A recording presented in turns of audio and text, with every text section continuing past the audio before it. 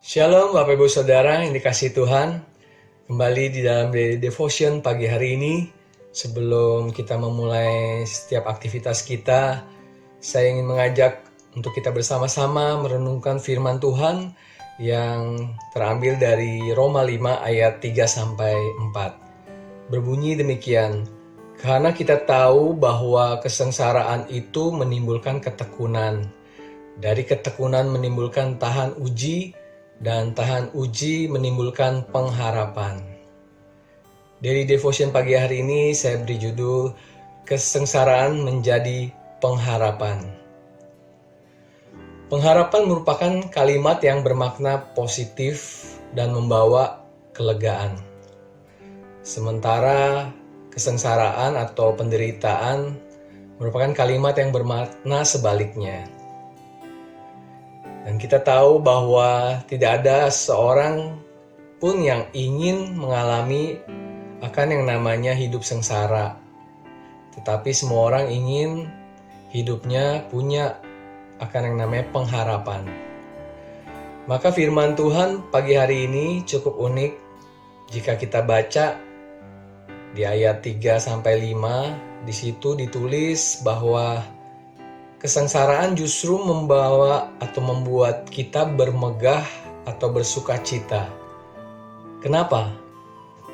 Karena dari kesengsaraan akan timbul pengharapan yang tidak akan mengecewakan. Bagaimana bisa kesengsaraan itu membawa pengharapan? Bukankah orang yang mengalami sengsara biasanya kecewa, putus asa, dan bahkan depresi? Rasul Paulus menjelaskan prosesnya, yaitu pada saat kita mengalami kesengsaraan, pertama kita butuh yang namanya ketekunan. Sebab ketekunan itulah yang membuat kita tidak menyerah dan tetap berjalan meski menghadapi berbagai halangan atau rintangan. Ketekunan itu yang membuat seorang tukang batu akan terus memukul meski setelah 99 kali pukulan, batu tersebut tetap utuh. Dan dengan ketekunan itu juga yang membuat pukulan yang ke-100 kalinya menghancurkan batu tersebut. Pada saat halangan datang, jangan biarkan hal itu membuat kita berhenti untuk melakukan yang benar. Saat situasi yang buruk belum kunjung membaik, jangan hal itu membuat kita berhenti untuk melakukan apa yang baik. Mengapa?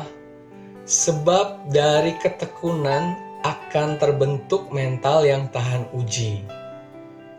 Saat kita tetap berbuat baik walaupun orang melakukan kejahatan, saat kita tetap bekerja keras meskipun hasilnya belum terlihat.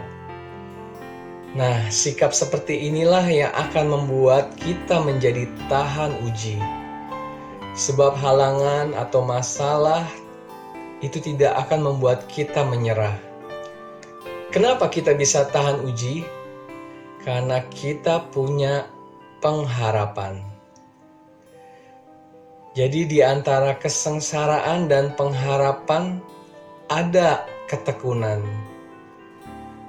Namun ketekunan itu kita percaya bukan sekedar hasil dari kekuatan kita sendiri, melainkan buah dari sebuah pengharapan, yakni pengharapan di dalam Kristus Yesus. Pada saat mempunyai pengharapan, kita akan tetap bertahan dalam ujian, dan kita akan tetap tekun dalam melakukan apa yang benar, walaupun kesengsaraan atau penderitaan itu datang dalam hidup kita.